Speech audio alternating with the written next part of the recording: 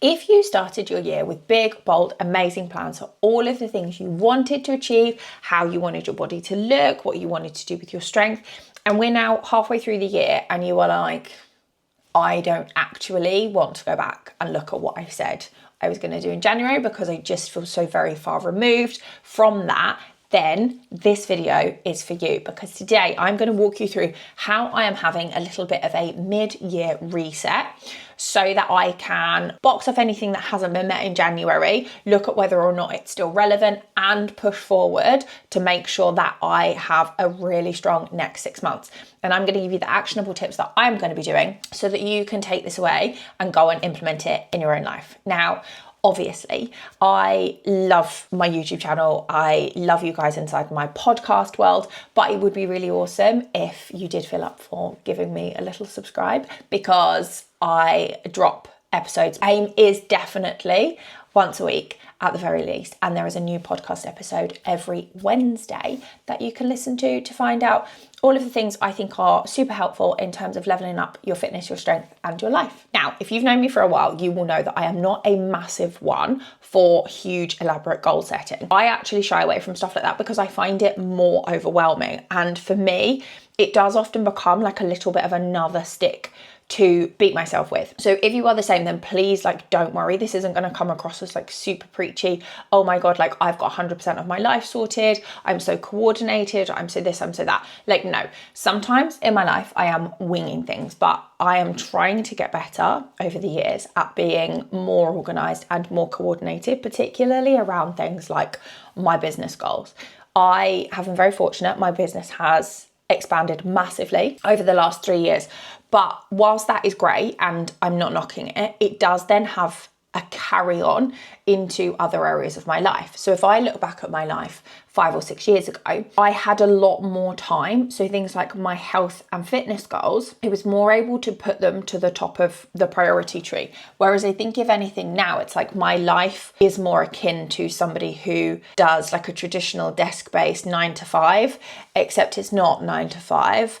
It's 6 or 7 till 6 or 7 many of the days. So I front load a lot of my work. The beginning of my week is busier. That's just how I kind of run my business. But at this time of the year, it's really easy to see the momentum drop. We've just trickled over into the second half of the year. And I know that particularly from fat loss, strength goals, etc., it can be a really overwhelming time. We're going into summer. The narrative is around what are you doing with summer? Obviously in February, March, a lot of the coaching industry is talking about getting ready for your summer body, and you need to start now. And if you don't do it now, then it's going to be too late. Well, now we're in July. For many people, it's oh shit, this feels too late. But this is where I disagree, because I don't ever think it's too late in order to start making a conscious choice and a conscious decision to change things. Now, this might not mean that you can lose a stone inside the next 2 weeks for your holiday, but you can definitely start putting things in place to have yourself feeling better and then pick it up and run with it into the second half of the year. So it's really common, I think, at this time to start that narrative of we start going, oh, I haven't done it yet. I'm going on holiday, then it's this, then the kids are off. I'll start again in September. September rolls around and there'll be something. So then it's oh, well, it's nearly Christmas. I'll start a bit closer to Christmas. Then it's, oh, Christmas is really busy. I've got XYZ on. I'll just start again in January. And basically the catch-all in this video is we do not want to be doing that. We want to be able to maximize our time so that we can start to make amazing progress. Because if you've ever worked with me, you will know that I am very much a do not wait for the ideal time, because the ideal time is never going to come. So this is how we're going to get started. This is exactly what I am going to be doing. Number one is I'm going to do a review of the first 6 months of the year and what I said in January that I wanted for my business, for myself, for my relationship. For example, this is just one tiny little piece of the puzzle, but one of the goals we had this year was to get a girls' holiday out of the group chat. We've probably been saying that we do it for the last 3 or 4 years, and with weddings, hen dos, babies, all of that kind of stuff, I relocated from Kent to Manchester. It's just become more difficult. There's 6 of us with busy lives. When you're in your mid-30s, everybody's got shit going on, and everything that might seem easy to fit, we barely even get a dinner in the diary. So the ideal was to get the girls' holiday out of the group chat before one of the girls has another baby, because it is very likely, not me, but one of the other girls is likely to. So that has finally happened, which I'm really excited about. That is happening next weekend. I'm actually going away next weekend, which I am so freaking excited. But like, when we think about what we'd said at the beginning of the year, it's really easy to go into January with these amazing intentions, pie in the sky ideas of I'm going to do all of this stuff. But we've got to, in order to be able to do better inside the next 6 months of the year, we've got to be able to review and be like, okay, what did I say was going to happen for me and what is or isn't working? So I'm going to break it down through like my business goals, but not just the business as a whole, but my app, my one-to-one coaching, my group, because all three have 3 distinct kind of goals and aspirations around it. I'm going to go through and be like, right, what did I say in January? Where am I at right now versus what I said then? Is there anything that actually I have changed my mind on? For example, I had, and I don't mind admitting this, I had some one-to-one client number goals that I wanted to hit. And I'd had patches last year where I hit them and it was great. And then I launched the app, the group coaching grew, etc. I have now since had a rethink on actually how many people I want to work with one-to-one, and I have dropped that number ever so slightly. And that's not a negative. It's not because I don't think I can get those clients. It's because for the way I like to support my clients and with the group and with the app, I would struggle with YouTube, podcasts, emails, planning, social media, etc.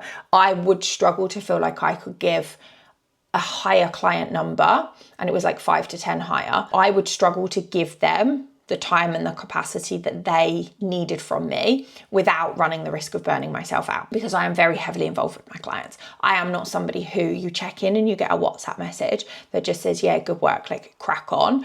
My check-in process is quite in depth. We look at quite a lot of stuff. So for me to be able to help them the most, it's not conducive for me to be working with 60, 70, 80, 90 clients. The number was never set that high. But you need to be able to look back and with no judgment go, okay, where am I not quite hitting it? And I think the judgment thing is so key. Us as women, we're really quick to beat ourselves up. We're really quick to start that shame spiral. I'm no good. I'm rubbish. I'm this. I'm that. I'm a terrible person. I said I was going to do this. I haven't. And it becomes just another stick to beat ourselves with. And I think this is why I've shied away from it in the past, is because I used to go in with a lot of that like self-flagellation of you're shit and whatever. Whereas actually looking back and going, okay, why didn't it work? If you can see why it didn't work, is it that actually it's no longer as important as you maybe thought it was going to be? So again, I'm going to go through that business, health, life, what I want out of it. Go and have that review, write it all down, get very clear on what my next 6-month goals are. Then we need to start planning forward. And again, this isn't just about what you're going to be doing in 3 months, 6 months, 9 months. It's also looking from a day-to-day, week-to-week basis, particularly through the lens of like fat loss goals and training goals. If you said in January you were going to go to the gym 5 times a week, but you didn't even go 2 times, the chances are you're probably still sat here now being like, yeah, okay, like I still don't go to the gym.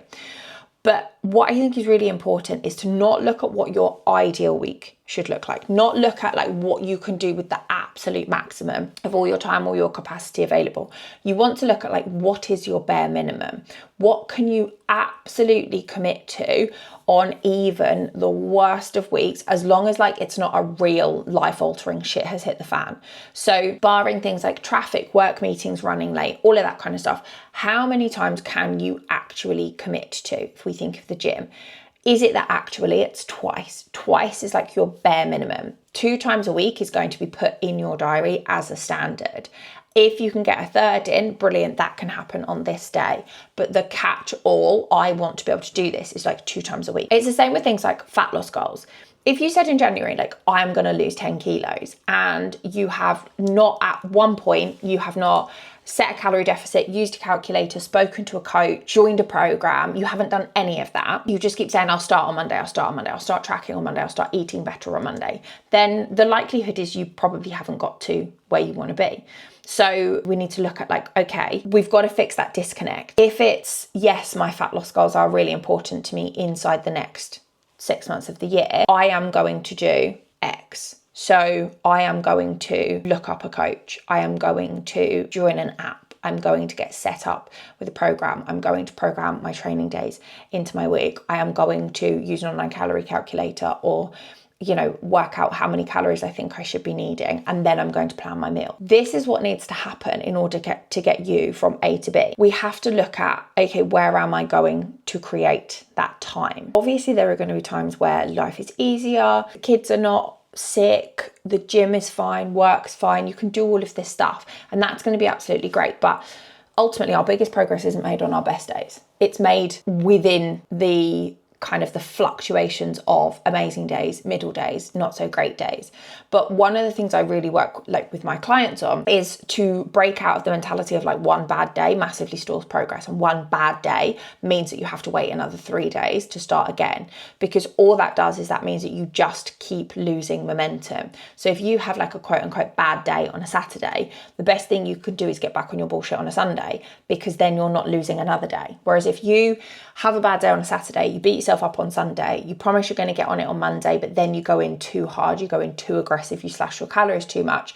Tuesday hits and it's harder, Wednesday hits and it's harder, by Thursday you've given up again. A lot of the stuff I talk about with my clients is about doing the boring things, because yes, sometimes getting your steps in is boring. Sometimes having an extra portion of vegetables instead of more potatoes with your dinner is boring. Sometimes, you know, snacking on protein yogurt and some fruit instead of a donut at work is boring, but it's in alignment with where you want to be. And again, it's all well and good having these big, amazing, broad goals, but somewhere along the line, it's the work that you need to do. It has to get done. You can't hack your way into every single amazing thing that you want for yourself. And particularly within health, fitness, strength goals, the only way to get there is to put the work in, which is both frustrating but also awesome, because we're proving to ourselves that we can do it, which, you know, I freaking love that shit. When it comes to looking at the rest of the year, I think whilst writing elaborate plans, writing down your goals, mapping out how you're going to do it is freaking great. Ultimately, it does come down to the point at which you have to test the theory. You have to run your week. So if you have said, right, okay, well, my new target is I am going to food shop every Sunday, I'm going to train Monday, Wednesday, Friday, and I'm going to make sure I get at least 8,000 steps in. You then have to have a hard 7-day reset where you go and do all of those things. And then you see, okay, well, how much am I struggling with this? Is it actually that I've gone in really easy? Have I gone in too hard? Was 3 days too many? Do I need to strip it back and do 2? This is, again, really helpful, because no shame, no guilt, no spiraling, right? We need to know, is the new plan going to work? And not just on a perfect week where you've got no clear plans. So I actually had a bit of a reset in December coming into January. So last year, I know I've spoken about it on my channel before, like I had a real, I don't want to train slump. I still did it, but like I was quite disengaged, didn't really feel like strength was going anywhere. Nothing was really where I wanted it to be. So I started the new year with a new program. I went from shorter workouts to slightly longer ones. I really committed to, right, for me to do this, I need to be in the gym for 6. I then need to be out of the gym by 7:15. I need to do X, Y, Z. And that for me was really great. Naturally, over the last couple of weeks, particularly, like I've had a disastrous ear infection, my gym changed, etc. There has been like a little bit of a hiccup. But I know that going forward, I've done it before, I can do it again. So I just need to get back into making sure that, for example, I am going to bed on time. I need to be in bed, for me, for like 9 o'clock at the absolute latest to have any chance of not wanting to snooze that 5 a.m. alarm. I need to make sure that in order to get the better night's sleep, that I've logged off work at X time. I can't keep extending work closer and closer to bedtime. It's no good for me, it's no good for my sleep, it's no good for my relationship. So like I've really had to look at how I'm scheduling my days and my weeks and where I'm prioritizing what. I'm going to be going through that process again to be like, right, has anything slipped? Is everything still where it needs to be? Because that then is going to allow me to see out the next 6 months. So my fat loss goals have recently taken a little bit of a hiatus, and you might be like, yeah, that's why we've not had a fat loss update from you, isn't there? Yes, it is. Was full steam ahead. I lost 4 kilos in 7 weeks, was really great. Was feeling really happy up till my birthday. And then honestly, for the last 6 weeks, it has just fallen by the wayside. And part of it is probably because I'm not as unhappy with wherever I was. Like before I lost the 4 kilos, I was feeling quite uncomfortable, whereas now everything fits again. So it really is like the next stage is like the vanity stage. But as I mentioned, I'm going away next weekend for a long weekend with the girls, and then I'm going back into fat loss for 4 weeks. I am doing 4 weeks to get done because I'm going to Spain at the end of August I'll be away for just coming up to 5 weeks. It's like 4.5 weeks. So that is going to be my test of maintenance. I'm going to use the time whilst I'm in Spain to get more into my running because I won't have the Peloton, and I will probably be training 4 or 5 times a week just because that for me, by the time I get to Spain, my sprint phase with opening up the spaces for the Strong Girl Gang will be over. I will have written all the programs. I will have everything ready. All I then have to do is actually sell it and onboard the new people. And that's a process I've been through like 7 or 8 times now. So it's pretty quick for me at this stage. And then it's going to be September is like a cruise month, and then it all ramps up until the end of the year because I've actually got some plans and some things in the pipeline that I'm going to be doing and changing the way, for example, my group runs going into the new year. So I know what my big blocks are between now and December. Your routine is going to be different, but this is how I'm doing my little reset. So you might look at it and go, okay, well, actually, out of the next part of my year, the kids are about to break up off school, and I know that I'm going to be super busy. I've got more childcare, etc. So actually, my maintenance phase is now for the next 6 weeks. I need to make sure that I'm doing enough to maintain my results. So I want to get a decent amount of movement in most days. I want to make sure that I'm prioritizing my protein. If I'm out with the kids, I'll take snacks, etc. So that then you might go into September being like, cool, well, September for me is my fat loss phase, and September for me is my push into the Christmas lead up. And that's great because once you know that, you can then start to put these plans in actions, whether it is working with a coach, joining a program, something like that. And then it makes life a lot easier because ultimately none of this is about like what your perfect life looks like. It's what your ideal life looks like for you to be able to do all of the things you said that you wanted to do and that are important for you. So if you value your health and your fitness and you want to be training in the gym, making it so that it is a priority. If you want to see your friends more, making it so that it is a priority. And this is such a prime point in the year, I think, to just have that reflection process and then be like, okay, right, what do I actually need to action inside the next 6 months, rather than just waiting and then time runs away from you. And it's not about a total life overhaul. And I think when you do this reflection process, you will probably figure out that more of your behaviors or your habits or your routines, etc., have stuck than maybe you thought they were. But you have to go in with a non-judgmental eye over your life and be like, okay, actually, if I'm not going to be an arsehole to myself, what actually have I done? What's been really well? Lead with the positive, lead with a really strong start, and then you can reflect. So that right there is how I'm doing my middle of the year reset. If you have found this helpful, please do let me know in the comments. And if you ever have any questions, all of my contact details are in the show notes. So enjoy having a little reflection on the first 6 months of the year. I'm putting some big, juicy plans in actions for the next 6. I will be back with you next week. Goodbye.